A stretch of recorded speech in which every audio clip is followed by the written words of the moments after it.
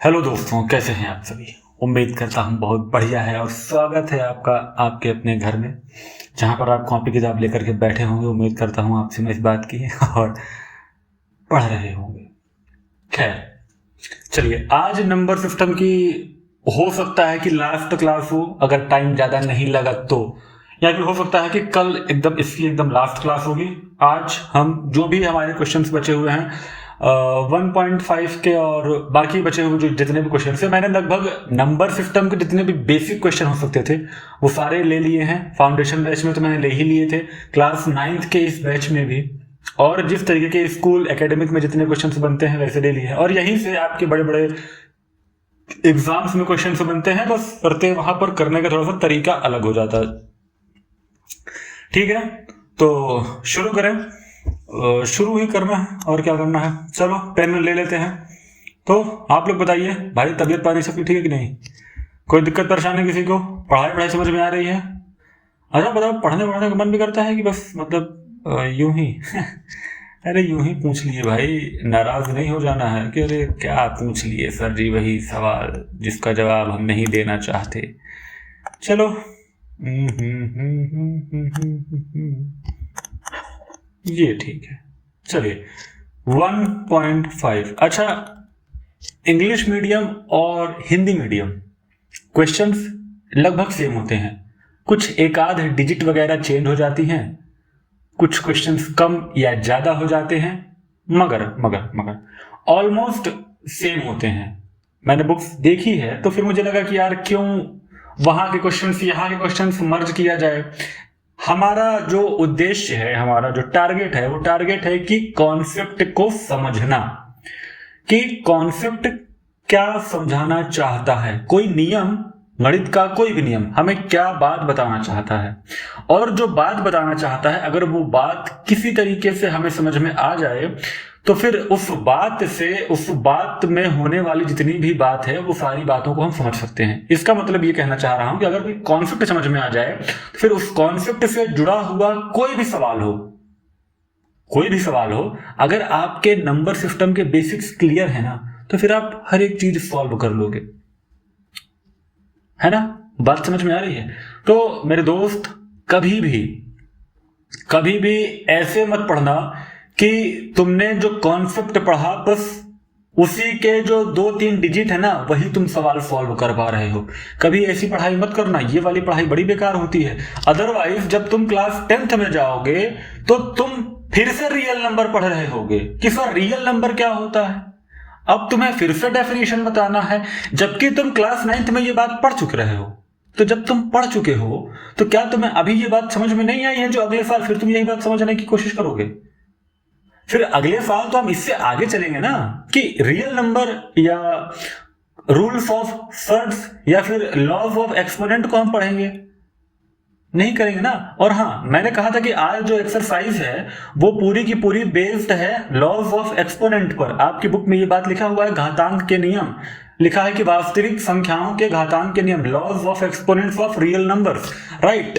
तो मेरे दोस्त, आप इस क्लास को अटेम्प्ट करें। इससे पहले तुरंत जाकर के क्या करना है, लॉज ऑफ एक्सपोनेंट चैनल पे वीडियो पड़ी हुई है, जाकर के उसको देखिए। उसको देखने के बाद आप इन सारे क्वेश्चंस को यूं ही सॉल्व कर देंगे, मगर उससे पहले आपको वो सारे नियम समझ में आने चाहिए। ठीक है, तो पढ़ाई कैसे करनी है? पढ़ाई ऐसे करनी है, टॉपिक को ऐसे पढ़ना है कि फिर बार बार उसे ना पढ़ना पड़े।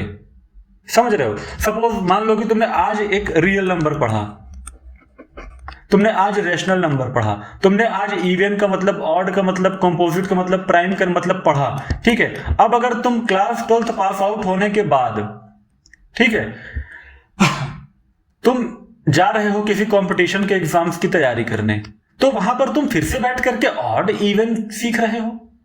तुम यहां से सीख कर गए तो थे, तो फिर तुम यहां पर क्या सीख रहे हो? तुम्हें यहां पर ऑड इवन नहीं सीखना है, तुम्हें यहां पर जाकर के ये सीखना है कि ये बताइए सर, एकेडमिक में यानी कि जब आप स्कूल में होते हैं तो आप बहुत लंबे प्रोसेस से किसी एक सवाल को सॉल्व करते हैं, 4-5 लाइन 6 लाइन में।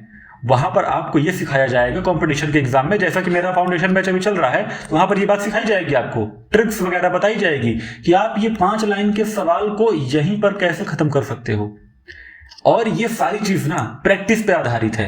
ये 5 लाइन के सवाल 1 लाइन में आ जाएगा, ये बस आपके प्रैक्टिस पे आधारित होता है। जब आप प्रैक्टिस करते रहते हो ना तो आप कुछ समझ में आता है कि यार 2 लाइन तो फालतू ही लिखा मैं, फिर समझ में आता है कि 3 लाइन फालतू लिखा, फिर ये समझ में आता है कि 4 लाइन फालतू लिखा, फिर ये समझ में आता है कि 5 लाइन फालतू है, इसको दिमाग में सॉल्व कर लो। ये होता है। और मैथ्स प्रैक्टिस मांगती है दोस्त, प्रैक्टिस। ठीक है, मैथ्स आप बिना पेन चलाए नहीं कर सकते। आपको जो बता रहा हूं, जैसे आप अपनी बुक्स वगैरह खोल करके बैठिए, उसमें जितने भी कॉन्सेप्ट है उसको रिवाइज करिए। अदरवाइज जो मैंने मतलब जो मैं पढ़ा रहा हूं इसकी नोट्स बनाते रहिए।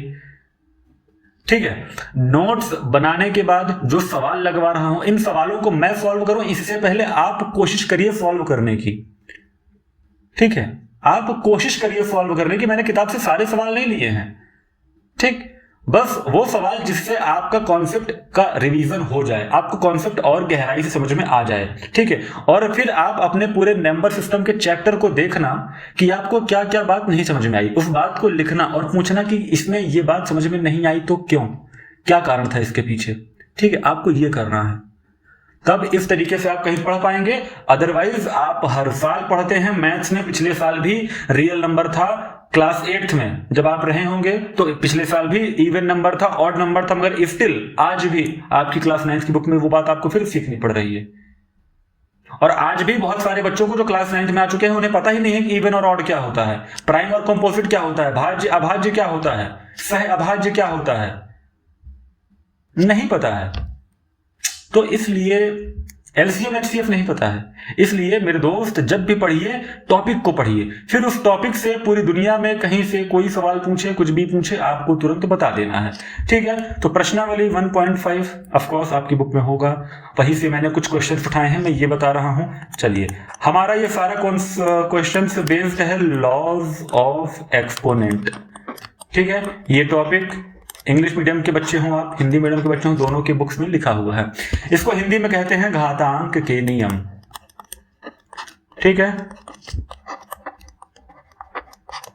और अगर ये बात आपको पता है ना तो आप जब बड़े बड़े सवालों को सॉल्व करेंगे तो सर वहां पे ये नियम काम में आते हैं, है ना। अब आपको जब पता ही नहीं होगा तो फिर कैसे सॉल्व करोगे। चलो, तो पहला क्वेश्चन देखते हैं क्या कहता है सर। पहला क्वेश्चन कहता है कि 64 की पावर 1/2 है। अब इसको सॉल्व करना है। ठीक है, ज्ञात करना है 64 की पावर 1/2 है, तो इसको सॉल्व कैसे करेंगे। तो आप देखो 64 है ना, अब देखो ये दिमाग कब काम करता है, आपको दिमाग ये काम करेगा कि 64 8 का स्क्वायर है सर। ठीक है, अगर मैं 8 का स्क्वायर कर दूं सर तो 1/2 तो बाहर है ही है। और हमने लॉज ऑफ एक्सपोनेंट में पढ़ा है कि अगर अंदर कोई बेस है, उसकी पावर है कुछ और फिर उस पूरे होल की कुछ पावर है, तो इसको हम ऐसे लिख सकते हैं 1/2 मल्टीप्लाई 2। और अगर ये कट जाएगा ना सर तो ये आ जाएगा सर 8। लॉज ऑफ एक्सपोनेंट में ये बात लिखी हुई है। अब 8 कैसे आ रहा है, आप पूछेंगे सर 1 कहां चला गया। अरे 8 की पावर 1 को 8 ही तो लिखते हैं ना सर। ठीक है, एक और ले लेते हैं, देखना मेरी बात को देखना ध्यान से। ठीक है, अगला सवाल कह रहा है 32 की पावर 1/5। अब अगर 32 की पावर 1/5 है तो सर कुछ बात होगी कि 1/5 किसी ना किसी से तो कट जाएगा। अब आपको हर सवाल में ये नहीं मिल जाएगा, बस जहां मिल रहा है वहां पे वो दिमाग लगाना है, जहां पे नहीं मिल रहा है वहां पे फिर कुछ और दिमाग लगाना पड़ेगा। अब जैसे यहां पर 32 है तो 32 को मैं लिख सकता हूं 2 की पावर 5। सही है, लिख सकता हूं कि नहीं। अब अगर मैं 2 की पावर 5 लिख दूंगा तो सर बाहर 1/5 है। ठीक, अब अगर बाहर 1/5 है तो 2 की पावर 5 गुणे 1/5 ये कट जाएंगे। 2 की पावर 1 का मतलब होता है सर 2। हमारा जवाब आ गया। ये कैसे आ रहा है, ये यहां पर नियम है। इन नियमों को जब आप पढ़ लेंगे तो ये जवाब आपके लिए बहुत आसान हो जाएगा। बड़े ही दुख की बात है कि लाइट चली गई। ठीक है, तो लाइट चली गई है, मेरा चेहरा नहीं दिख रहा है, बट कोई बात नहीं, मैं यहां से तो दिख ही रहा हूं। चलिए, क्वेश्चन नंबर तीसरा क्या कहता है। क्वेश्चन नंबर तीसरा कह रहा है कि सर 125 की पावर क्या है 1/3। ठीक है, अब अगर मैं 5 का क्यूब कर दूं सर तो बाहर भी 1/3 है। अब 5 का क्यूब 1/3 इंटू 3, यहां पर जवाब क्या आ जाएगा सर 5। क्या ये तीनों बात आपको क्लियर हुई कि कैसे घातांक के नियम यहां पर काम कर रहे हैं, और कितनी आसान सी बात है जिसकी पावर आपको यहां पर फ्रैक्शन में दिख रही थी, आपने उसे कितना चुटकियों में सॉल्व कर दिया, है ना। तो ऐसे करना है सर, और ऐसे ही बातों को धीरे धीरे समझना है, तभी आप समझ पाएंगे, नहीं तो नहीं समझ पाएंगे, ठीक है। और अगर नहीं समझ पाएंगे तो फिर आपसे सवाल सॉल्व नहीं होगा। डोंट, आप परेशान ना हो, मेरा चेहरा नहीं दिख रहा है बट स्क्रीन ये चल रही है, और यहां पर ध्यान दें आप, ठीक है। वैसे भी मेरे चेहरा देख कर क्या करेंगे। 9 की पावर है सर 3/2। अब इसको कैसे सॉल्व करेंगे? अब देखो 9 किस चीज का स्क्वायर है? 3 का स्क्वायर है, और बाहर क्या है? 3/2, ठीक है। अब आपको पता है, अब देखो मैंने कहा था ना कि 5 लाइन से 3 लाइन, 4, फिर 3, फिर 2, फिर 1 भी नहीं बचती। अब आपको दिख रहा है कि सर 2 से 2 तो यहीं पे कट रहा है, इसको बाहर ले जाकर एक स्टेप क्यों बढ़ाना है, और 3 की पावर 3 का क्यूब नहीं लिख देंगे सर यहां पर, और 3 का क्यूब क्या होता है सर? 27। सवाल समझ में आया? और ये मैं क्यों कर रहा हूं, इसके पीछे का लॉजिक मैंने आपको बताया है कि लॉज ऑफ एक्सपोनेंट वाली वीडियोस आप जाकर के देखिए, ठीक है। वहां पे आपको मैंने एकदम एक्सप्लेन कर रखा है, ठीक है। तो आप जब उस वीडियो को देख लेंगे ना, तो ये सवाल आपकी चुटकियों में, एकदम चुटकी में, और एक बार के लिए नहीं, ये हमेशा के लिए आपको समझ में आ जाएगा। ये सिर्फ एक दिन के लिए आपको नहीं समझ में आएगा, ठीक है।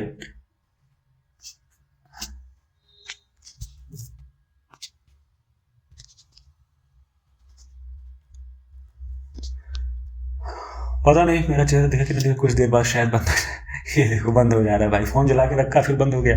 चलो हाँ, अगला क्वेश्चन क्या था हमारा, देखते हैं, 1 मिनट। अगला क्वेश्चन कह रहा है, मैं सॉल्व करूं इससे पहले आप सॉल्व कर दीजिए। 32 की पावर क्या है? 2/5।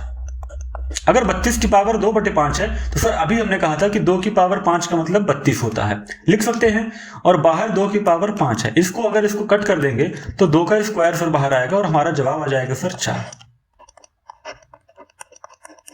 ठीक है। क्वेश्चन नंबर तीसरा क्या कहता है सर? क्वेश्चन नंबर तीसरा कह रहा है कि 16 की पावर कितना है? 3/4, यही है ना। और अगर 16 की पावर 3/4 है सर, तो क्या मैं 16 को 2 की पावर लिख सकता हूं? कितनी?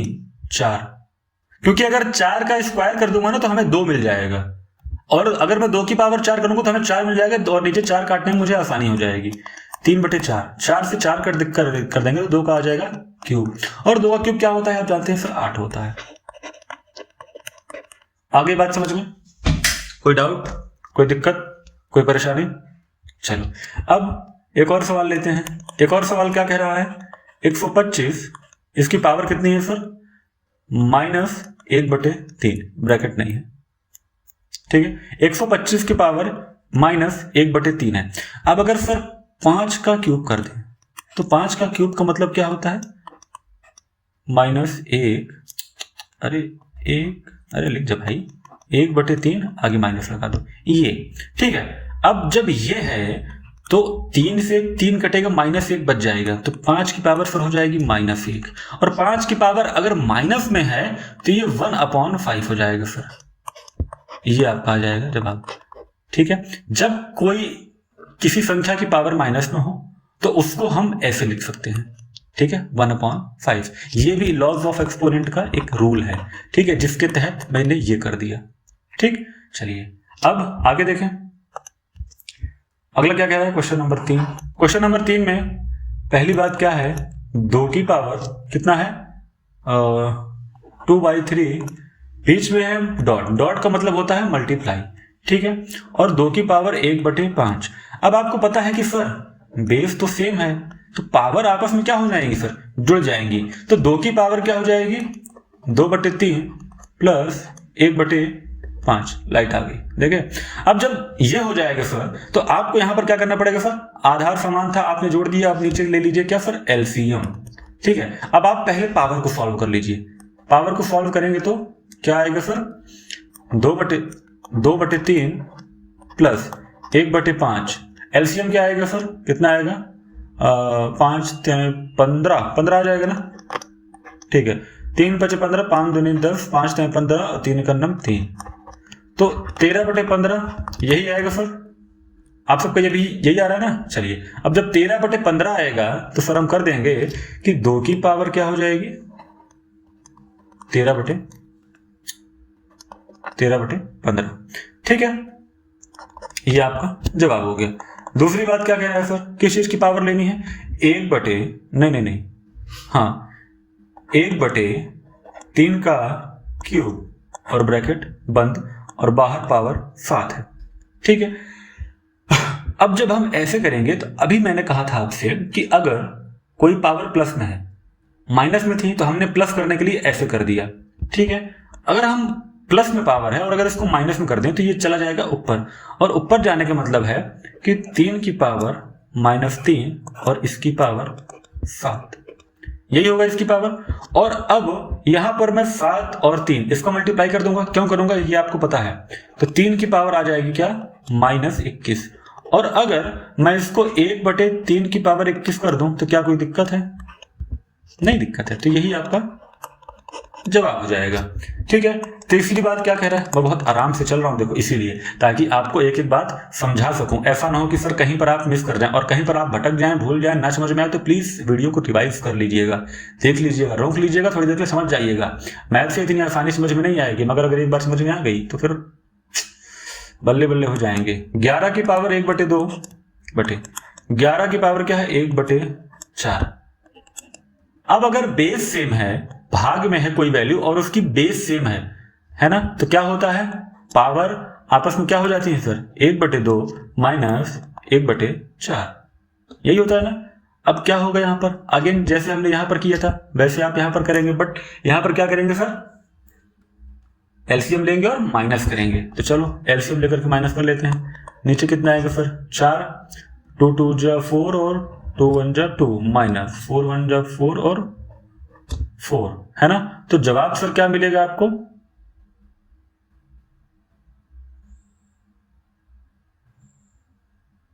अच्छा अरे यहाँ पे 1 आएगा ना यार, -1 आएगा, नीचे भी तो 4 है। हाँ तो 2 में से 1 गया तो 1/4, मेरा भी दिमाग कभी कभी खराब हो जाता है। 11 की पावर 1/4, फिर गजब की गर्मी है। चलो अगला क्वेश्चन क्या कह रहा है, अगला क्वेश्चन कहता है सर 7 की पावर 1/2 मल्टीप्लाई 8 की पावर 1/2। अब देखो नियम ये कहता है कि अगर आधार अलग अलग हों, ठीक है समझना इस, और इन बातों को ध्यान कर लो। अगर आधार अलग अलग है और पावर सेम है तो हम क्या करते हैं सर, आधार का गुणा कर देते हैं। 8 सते 56 की पावर 1/2, या फिर मैं इसको ऐसे भी लिख सकता हूं या √56, मैं ये भी लिख सकता हूं, और मैंने बताया है कि मैं ये क्यों लिखूंगा। ठीक है चलो आगे चलें, यहां तक बात समझ में आ गई। अच्छा अब आगे मैंने क्वेश्चन लिख रखे हैं। चलो क्वेश्चन नंबर 4 क्या कह रहा है कि 16 की पावर है 1/2, मतलब 16 है, 16 की पावर 1/2, फिर इसकी पावर है 1/2। अब ये सब लॉज ऑफ एक्सपोनेंट पर एकदम बेस है, a की पावर m और बाहर n। अब ये क्या होता है सर a की पावर m n हो जाता है, मतलब मल्टीप्लाई हो जाती पावर आपस में। तो सर क्या करेंगे यहां पर 16 की पावर क्या हो जाएगी सर, 16 की पावर हो जाएगी सर 1/2 गुणे 1/2, यही तो होगी ना सर। अब क्या हो जाएगा ये 16 की पावर 1/4। ठीक है, अब ये 16 को हम अब ये हमारा एकदम शुरू वाला मेथड बन गया ना, तो 2 की पावर अगर मैं 4 कर दूं तो ये बन जाएगा 1/4, 4 से 4 कट जाएगा, आपका जवाब आ जाएगा 2। इसको हमने मान ज्ञात कर लिया। ठीक है पक्का एकदम समझ में आ रही है बात। चलो अगला क्वेश्चन क्या था, 5वां। हम ढेर सारे क्वेश्चन कर रहे हैं ताकि आपको लॉज ऑफ एक्सपोनेंट और अच्छे से समझ में आ पाए, और मैं एक एक सवाल करवा रहा हूं सर। तो चलो 5 की पावर, अरे 5 की पावर नहीं, 5/6 की पावर क्या है सर 1/5 - 1/6। अब आपको ये जाना पहचाना नहीं लग रहा है सर, है। और अगर जाना पहचाना लग रहा है तो आप पहले पावर को सॉल्व कर लीजिए। 1/5 माइनस 1/6। अगर दोनों को जब एलसीएम लेंगे तो एलसीएम कितना आएगा सर? 30 आएगा। और 30 के बाद 5 छंग 30 और 6 करना 6, यही होगा। अरे 5 छंग 30, हाँ सही तो है। और 6 पंचे 30 और 5 करना 5, तो क्या हो जाएगा सर? 1/30, यही आएगा। तो 5/6 की पावर हो जाएगी 1/30। अब इसको मैंने सरल कर दिया। अब बताओ अब आगे क्या करें? हो गया। अब इसके आगे क्या कर सकते हो? ठीक है। अब अगला क्वेश्चन क्या कह रहा है सर? रूट में 4 है।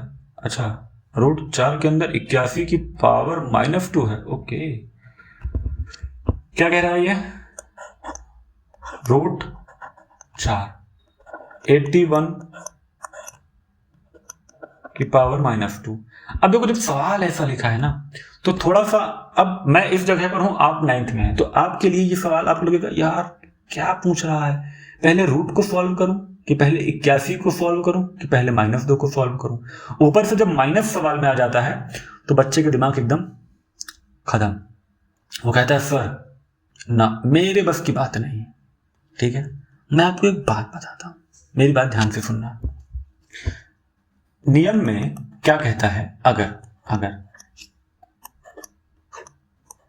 ऐसे लिखा है, इसका मतलब जानते हो क्या होता है? x की पावर 1/4। अगर कहीं पर लिखा है 4 की पावर 1/4 तो आप इसको ऐसे भी लिख सकते हो, ये। ठीक है, और यहां पर एक सवाल था, कहां गया ये, इसको भी आप फिर वैसे कर सकते हो रूट के अंदर करके। ठीक है, अच्छा ये नियम समझ में आया? यहां पर क्या कुछ ऐसी ही बात हो रही है? अब जब कुछ ऐसी ही बात हो रही है तो हम क्या करेंगे? चलो इसको मैं कैसे और लिख सकता हूं, एक मेरे पास तरीका है ना। ये मैंने कहा था अभी, या तो ये लिख लूंगा या तो ये।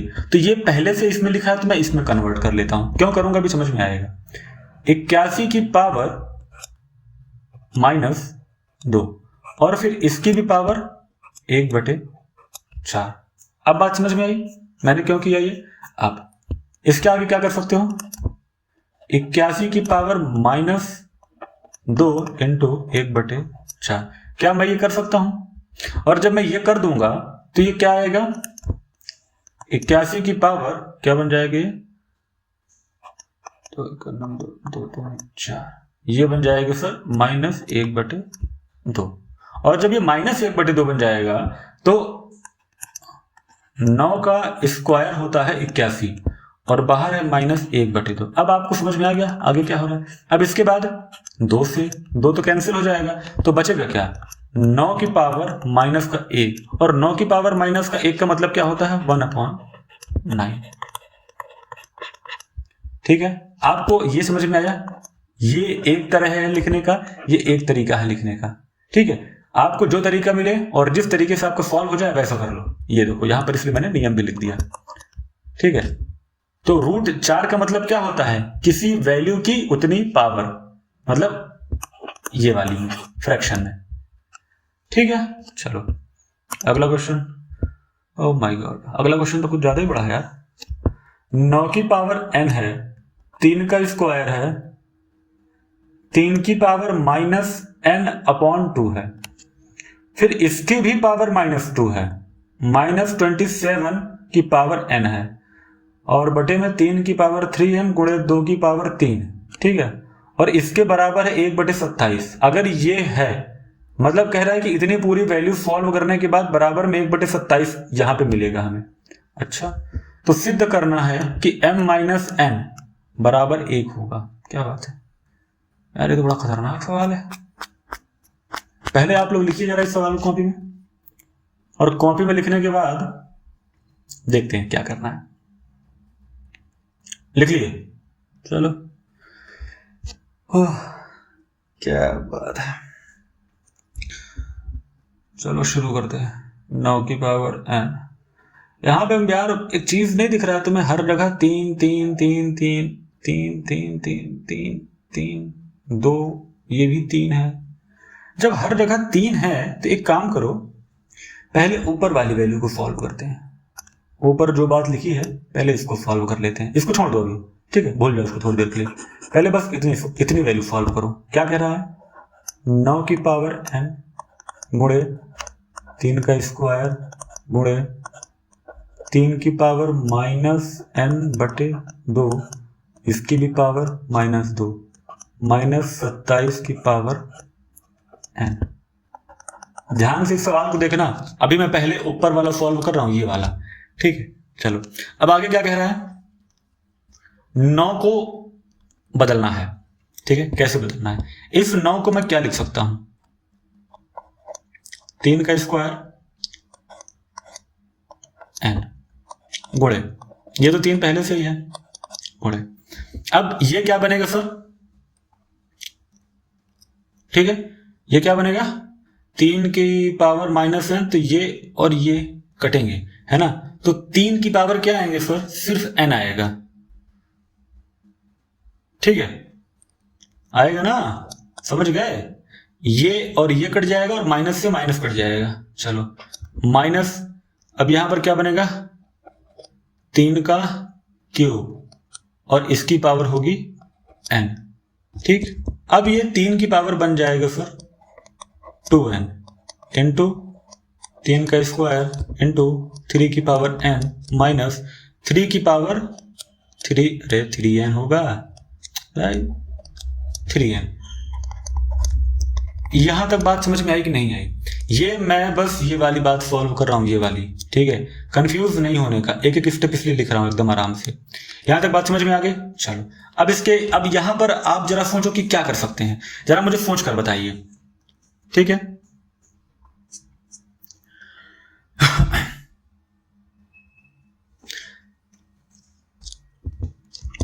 आपको कुछ चीजें सेम दिख रही होंगी, जैसे 3 3 3, है ना, पर यहां पर तो माइनस लिखा हुआ है, ठीक है। तो जब बेस सेम होता है तो पावर आपस में क्या होती है सर, जुड़ जाती हैं। क्या होती है सर, जुड़ जाती हैं। तो आपको क्या वैल्यू मिलेगी, अब जरा यहां पर बताना।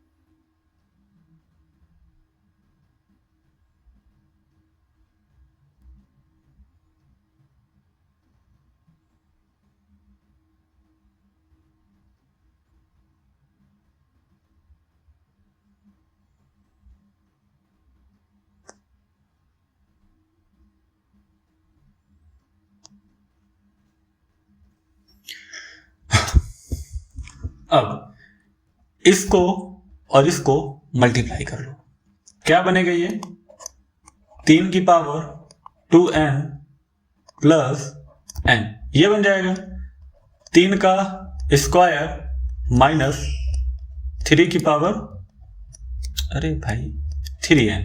ये बात समझ में आई। अब क्या करेंगे, आप देखो कि यहां पर 3 की पावर 2n और इसको जोड़ दो आपस में, तो 3 की पावर 2n कितना बन जाएगा, 3 की पावर 3n इंटू 3 का स्क्वायर माइनस 3 की पावर 3n। अब यहां पर 3 कॉमन दिख रहा है सर, 3 की पावर 3n यहां भी कॉमन है, यहां भी, इसको जरा बाहर निकालिए, तो 3 बाहर निकाल लिए, ठीक है, तो अंदर क्या बचेगा, 3 यहां से भी आएगा बाहर, तो क्या बचेगा, और 3n बाहर निकाले, ठीक है। तो अब जब 3 की पावर 3n बाहर निकाले तो अंदर क्या बचेगा सर, 3 का स्क्वायर माइनस 1, ठीक है। अब जब 3 का स्क्वायर माइनस 1 बचेगा तो 3 की पावर 3n और यहां पर हो जाएगा 9, है ना, 9 माइनस 1, मतलब कि अब यहां पर वैल्यू में लिख देता हूं, गुणे हो जाएगी 8। ये हमारा ऊपर वाली वैल्यू सॉल्व हुई है, देख रहे हो। एक एक स्टेप सॉल्व किया है। अगर ना समझ में आए तो फिर से इन बातों को रिपीट कर लेना। अब नीचे वाली वैल्यू को सॉल्व करते हैं। जरा रुकिए, तो थोड़ा कलर चेंज कर लें, कलर ये वाला रख लेते हैं। चलो अब नीचे वाली वैल्यू को देखो, नीचे वाली वैल्यू क्या कह रही है,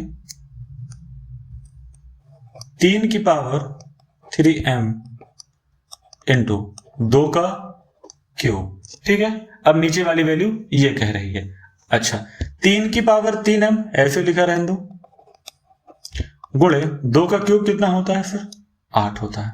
ठीक है, अब हो गया। ठीक है, अब हम ये हमारा हो गया नीचे वाला भी स्टेप सॉल्व।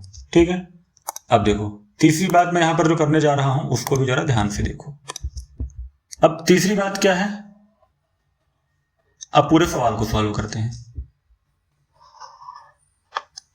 ठीक, अब यहां पर लिखते हैं 3 की पावर, अरे रुक जा, 3n इंटू 8 और नीचे कितना आएगा, 3 की पावर 3m, m आएगा ना, m इंटू 8 और इसके बराबर में कितना होगा, 1/27।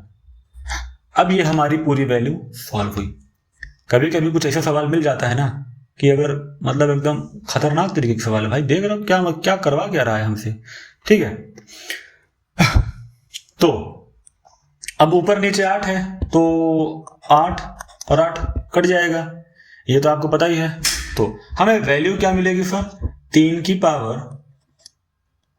3n अपॉन 3 की पावर 3m और इसके बराबर में कितना होगा सर, 1/27। अब आपको पता है कि सर बेस सेम है और पावर आपस में घट जाएगी, तो चलिए फिर, आपको पता है ना। अच्छा चलिए, तो क्या करेंगे सर, इसको सॉल्व करते हैं। 3 की पावर क्या हो जाएगी, 3n माइनस 3m। ठीक है, और ये क्या बन करके आएगा हमारे पास,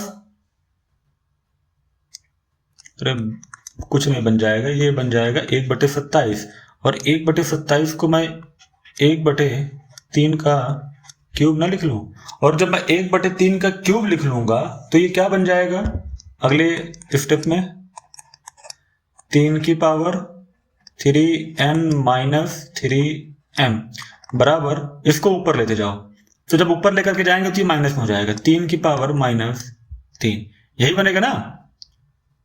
ठीक, अब दोनों तरफ बेस सेम है तो जब 3 से दोनों तरफ क्या कर देंगे, हम भाग दे देंगे। ठीक है, अब जब दोनों तरफ 3 से भाग दे देंगे तो 3 कट जाएगा, ये कट जाएंगे। 3 से भाग, जहां पर लिख लो कि दोनों तरफ 3 से भाग देने पर। ठीक, ये सवाल थोड़ा सा लंबा जा रहा है क्योंकि मुझे समझाना है कि मैंने एक स्टेप में किया क्या है, और अगर कहीं से एक स्टेप मिस हो गया ना सर तो फिर बात नहीं समझ में आने वाली। थोड़ा सा कलर चेंज करते हैं और देखते हैं फिर। चलो, तो हमने यहां तक सॉल्व कर लिया, 3 हमारे पास कट गए। अब हमारे पास वैल्यू कितनी बची है, जरा इस बात को देखना। 3m ही है ना, नहीं ऐसे 3n नहीं बचा है, ये बचा है 3n माइनस 3m। ठीक है, बराबर में कितना बचा है सर, 3 बचा है। ये वाली वैल्यू हमारे पास बची हुई है।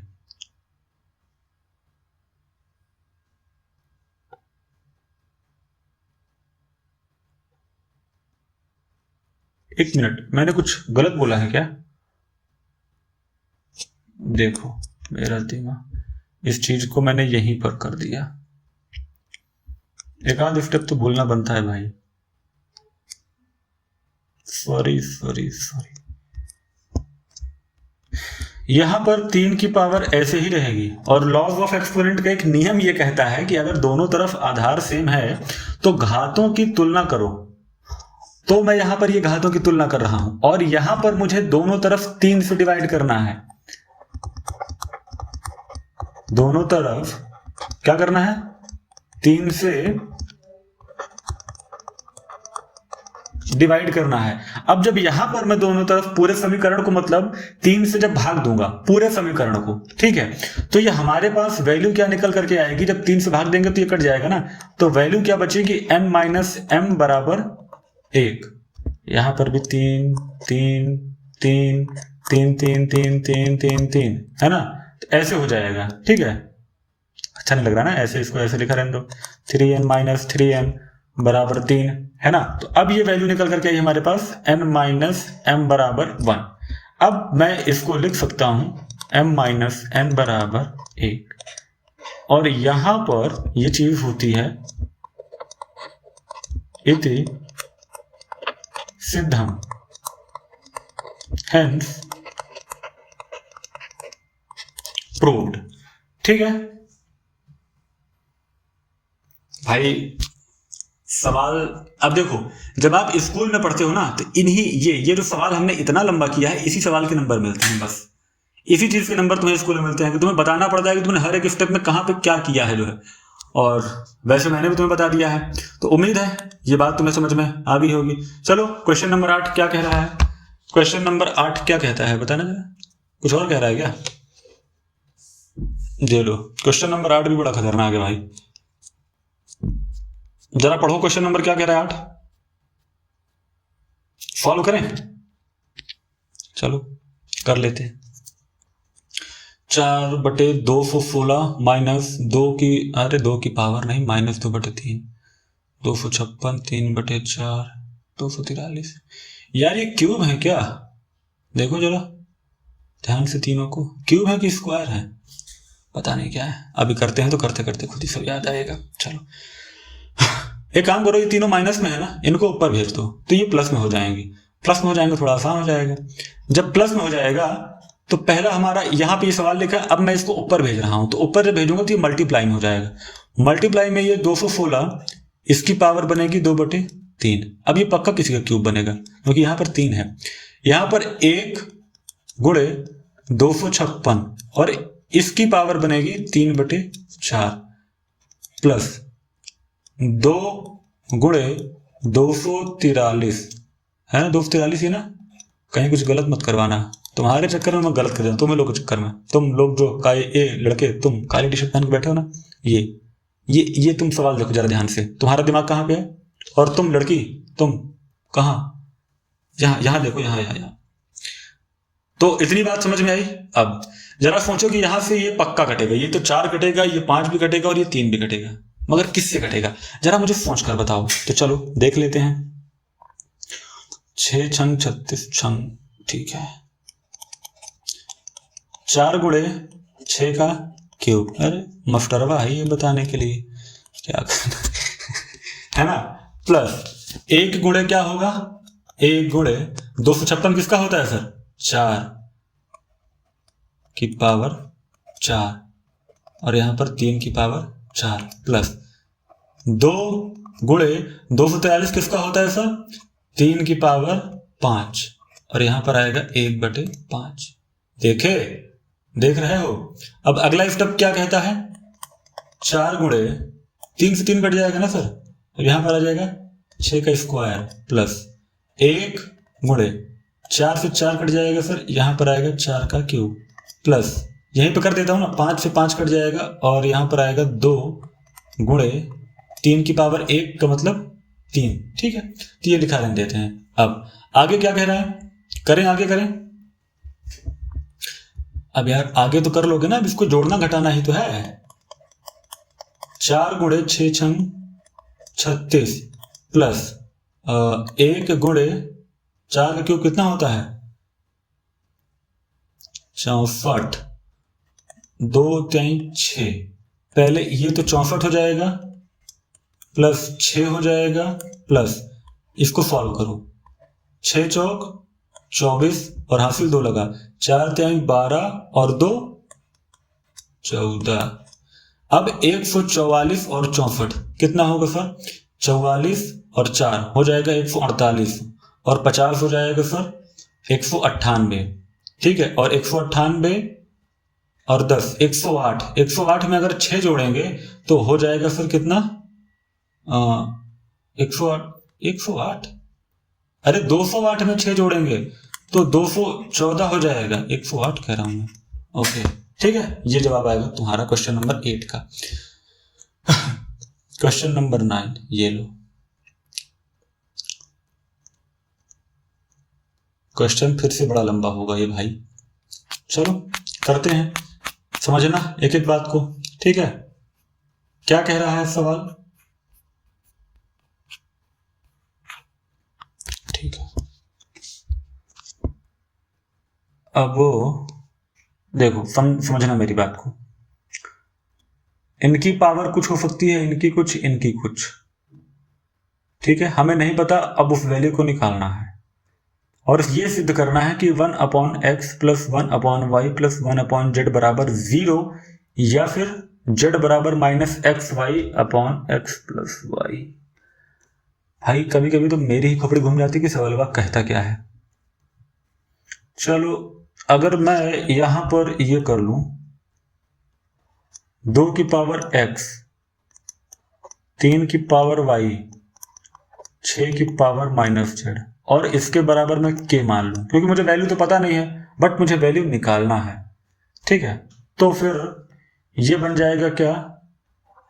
2x बराबर k लिख सकता हूं मैं, 3y बराबर k लिख सकता हूं मैं और 6 की पावर -z इसके बराबर k लिख सकता हूं मैं। इस बात को डिब्बे में ऐसे बंद कर दो, है ना। अरे भाई ये तीनों बराबर है ना आपस में और ये इसके बराबर हो गया, तो वही बात तो मैंने यहां पर अलग अलग लिख दी, कुछ और तो मैंने किया नहीं। क्या कह रहा है? 2x बराबर है 3y के, 3y बराबर है 6z के, 6z बराबर है k, सब जब बराबर ही है तो मैंने ऐसे लिख दिया कि ये अलग अलग हो गए बराबर, ठीक है। चलो ये बात समझ में आई यहां तक। अब क्या करना है? चलो अब अगला स्टेप मैं यहीं पर करता हूं मगर दूसरे कलर से। दूसरा कलर जरा लेना, ये वाला दूसरा कलर लेता हूं। तो अगर 2 की पावर k बराबर 1/x हो जाए तो क्या कोई दिक्कत है? अगर 3 की पावर k की पावर 1/y हो जाए तो कोई दिक्कत, और अगर 6 की पावर k की पावर बन जाए 1/z, अरे माइनस का 1/z, तो क्या कोई दिक्कत है? नहीं। अब ये कैसे बना? लॉज ऑफ एक्सपोनेंट का एक रूल कहता है, देखना जरा, कि अगर a का स्क्वायर है कुछ तो ये क्या बन सकता है सर, बताना जरा। a बराबर 1/2 ये बन सकता है, ठीक है। यानी और इसको मैं एक और तरीके से लिख सकता हूं, √a, ठीक है। मैंने बस यहां पर वही किया, ये a है, a की पावर कुछ थी तो मैंने उसको उधर भेज के बना दिया। अब ये k क्या है? यही है, बस ये समझ लो। तो अब हमें क्या मिल गया सर? 2, 3, 6 के नए मान आ गए। मान क्या आए? जो k के रूप में है, मगर अभी हमें पता नहीं है। चलो अब यहां पर क्या लिख सकते हैं? अब देखना जरा, यहां तक की बात समझ में आई जो मैंने करी। अब देखो k की पावर 1/x, ठीक है, इंटू k की पावर 1/y और ये बराबर है k की पावर 1/z के माइनस में, ठीक है। बात समझ में आई। अब नियम क्या कहता है कि अगर आधार सेम है तो पावर आपस में जुड़ जाती है, 1/x प्लस 1/y बराबर k की पावर -1/z। यहां तक का स्टेप समझ में आ रहा है कि नहीं? ठीक है, कोई दिक्कत तो नहीं है। अब जैसा मैंने पिछले सवाल में किया था कि अगर दोनों तरफ के आधार सेम है तो घातों की तुलना करी जाती है, ठीक। अगर आधार सेम हो दोनों तरफ के तो घातों की तुलना, मतलब कि 1/x ये सेम है।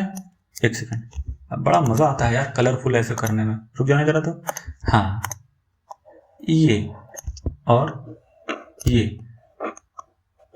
यहां पर सेम है, तो क्या होगा, पावर का कंपैरिजन, यहां पर लिख देता हूं, पावर का तुलना, तुलना। ठीक है, अब ये बात समझ में आई। 1/x प्लस 1/y बराबर -1/z। अब मैं इसको क्या लिख दूं, 1/x प्लस 1/y। अगर मैं इस -1/z को इधर लेकर के आऊंगा तो ये प्लस में आ जाएगा 1/z, और ये बराबर में क्या हो जाएगा, 0। पहली बात मैंने प्रूव कर ली, कोई दिक्कत तो नहीं है। पहली बात तो मैं समझ में आई कि नहीं आई कि मैंने कैसे किया। इसने पहले ही कहा था, देखो ध्यान सुनना, कि 2x बराबर है 3y के, 3y बराबर है इसके, ये तीनों आपस में वैल्यू बराबर हैं। मैंने कहा ठीक है कोई बात नहीं, तो बराबर में मैंने k मान लिया। अब जब k मान लिया बराबर में, तो 2x k के भी बराबर है, 3y भी k के बराबर है, 6z भी k के बराबर है।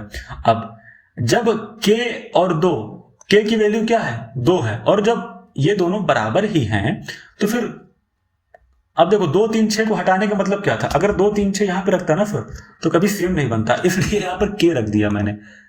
ठीक, अब जिसकी वैल्यू होगी कुछ होगी, तभी तो यहां पे इतना आसानी से कट गया।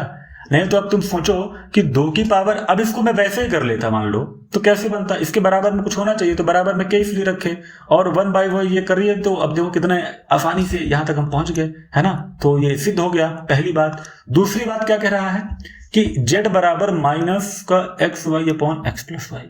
ठीक है, देखते हैं अब कहां गया दूसरी बात। अरे पहले कलर तो चेंज कर लें। दूसरी बात, yellow purple pink, yellow purple pink, अब यहां पर ब्लू लेते हैं। चलो इतनी बात को खत्म करो, और अब यहां पे समझना कि अब अगली बात कैसे हो रही है। ठीक है, अगली बात क्या रहा है कि अब देखो पहले क्या वैल्यू हमारे पास आई थी, 1/x प्लस 1/y बराबर का -1/z, यही था। अच्छा, इन सवालों में कुछ कठिन तो नहीं लग रहा है ना, तुम्हारे जितने बेसिक कॉन्सेप्ट हैं उसी के आधार पर ये सवाल हो रहा है। ठीक है, बस थोड़ा सा सोचते जाओ कि कैसे हो रहा है। ठीक है, अब जब यहां पर देखो जरा तुम ध्यान से कि यहां पर तुम एलसीएम ले लो।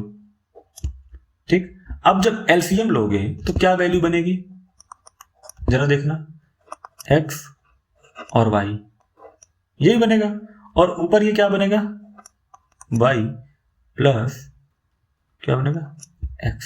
ठीक है, और बराबर में माइनस का 1/z। ठीक है, यही भी ना। अब क्या मैं इस वैल्यू को ऐसे लिख सकता हूं, x plus y upon x y बराबर में -1/z। बताओ ऐसे लिख सकता हूं कि नहीं। अब अगर ऐसे लिख सकता हूं सर, तो जरा देखना। अच्छा देखो, लॉज ऑफ एक्सपोनेंट मुझे पता नहीं था भाई, बड़ा खतरनाक रूल है यार। मतलब मैं देख रहा हूं कि एक एक बात कितनी बारीकी से हो रही है।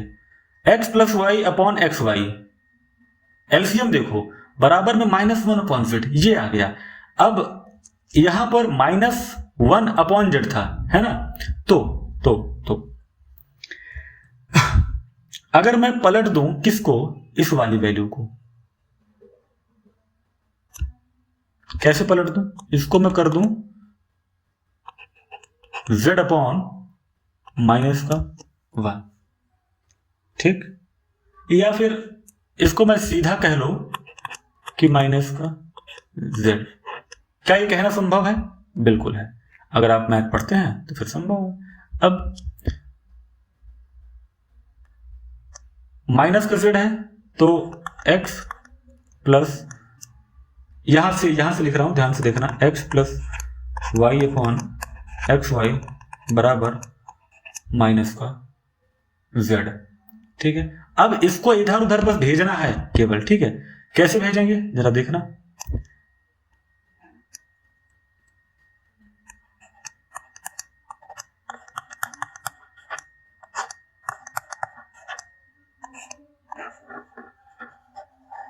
ये बात समझ में आई, हेंस प्रूव्ड, इति सिद्धम, ये भी मैंने प्रूव कर दिया, ये भी प्रूव कर दिया। और ये दोनों बातें ना कैसे प्रूव हुई हैं? केवल बेसिक कॉन्सेप्ट पर। हो सकता है कि जब तुम पहली बार इसको देख रहे हो तो लगेगा अरे सर क्या करवा दिए, समझ में नहीं आ रहा है, इसलिए अलग अलग कलर से लिखा हूं, अलग अलग बात हर जगह लिखा हूं कि कहां पर मैं क्या कर रहा हूं।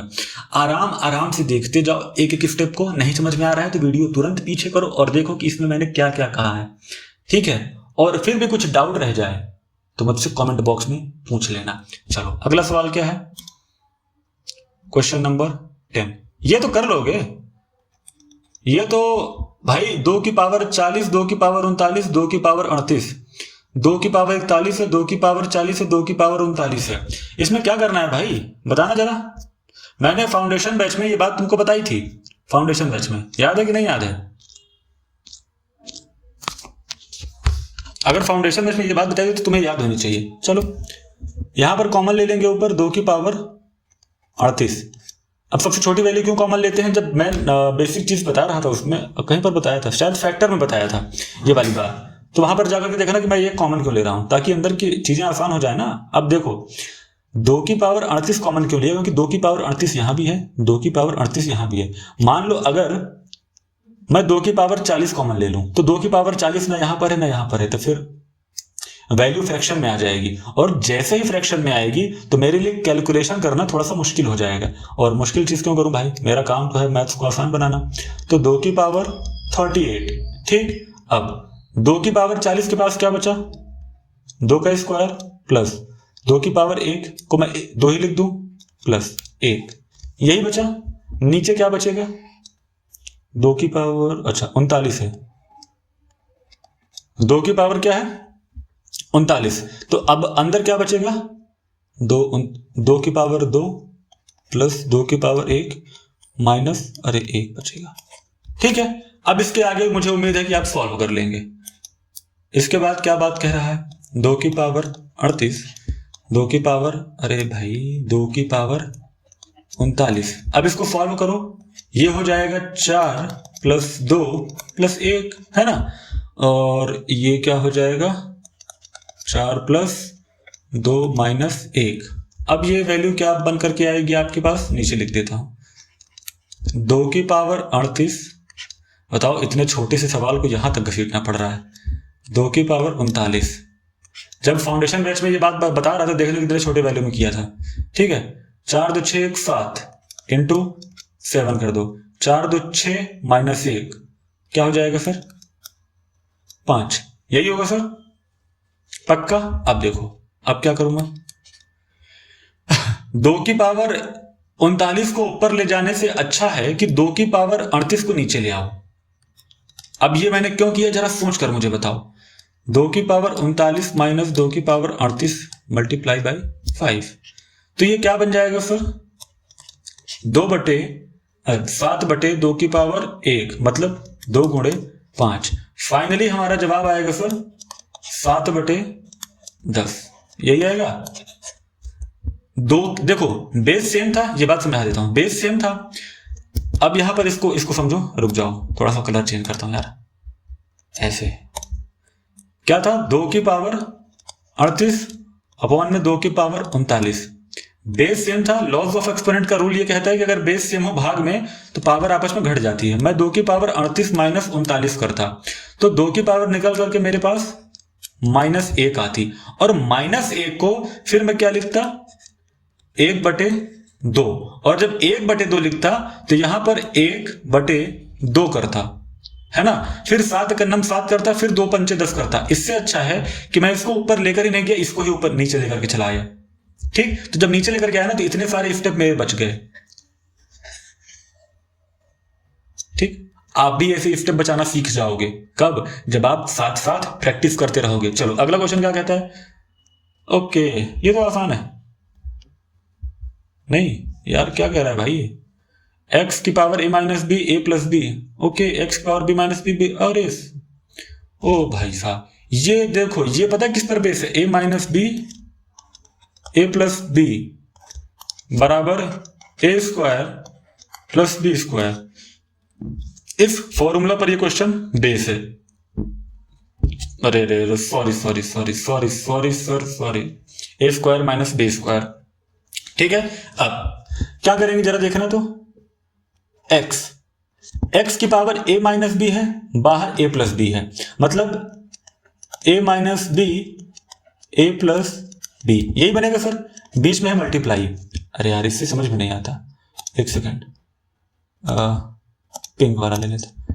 अब x की पावर क्या बनेगा, b माइनस सी और b प्लस सी, फिर मल्टीप्लाई x की पावर c माइनस ए और c प्लस ए बराबर में 1।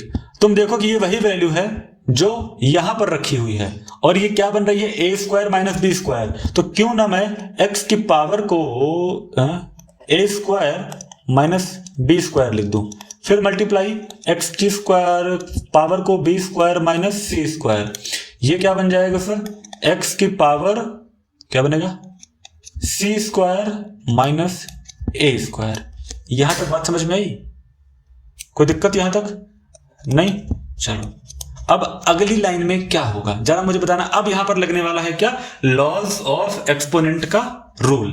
ठीक है, क्योंकि जब बेस सेम है तो पावर आपस में क्या होती हैं, जुड़ जाती हैं। तो चलो जोड़ दो, x की पावर ए स्क्वायर माइनस बी स्क्वायर, बीच में लगा दो प्लस, लगा दूं नहीं लगा दूं, रुक जाओ पहले कर लो, b square minus c square और क्या है, multiply by c square minus a square. ठीक है, बराबर में है 1। अब इसके बाद करते हैं, इसको ओपन कर लो, x की पावर ए स्क्वायर, ठीक है, माइनस का ए स्क्वायर, आपस में आसपास रख लो, फिर प्लस का बी स्क्वायर माइनस का बी स्क्वायर, फिर होगा प्लस का सी स्क्वायर और माइनस का सी स्क्वायर। ये सब आपस में कट जाएंगे और एक बचेगी क्या, x की पावर 0 बराबर 1। और x की पावर 0 को मैं 1 लिख सकता हूं ना, ये दोनों वैल्यू बराबर है और यही आपका हो जाएगा जवाब, है ना। LHS is equal to RHS, यही, अरे LHS होता है, क्या लिख देता हूं मैं भाई, LHS बराबर RHS। यहां तक बात समझ में आई कि नहीं है? आज हमने इतने क्वेश्चंस को कर लिया है, टाइम थोड़ा ज्यादा हो जाएगा, इसलिए मैं अब क्लास को यहीं पर रोकता हूं। और अभी और भी क्वेश्चन है, ये देखो आगे बहुत सारे क्वेश्चंस हैं, सब लेकर के आया था, बट अब आज नहीं हो पाएगा क्योंकि क्लास बहुत लंबी खिंच जाएगी। तो कल फाइनली चैप्टर खत्म हो जाएगा, ठीक है। नंबर सिस्टम और प्रोसेस हम शुरू करेंगे, चैप्टर नंबर 2, दैट इज बहुपद, पॉलिनोमियल्स। ठीक है, जय हिंद।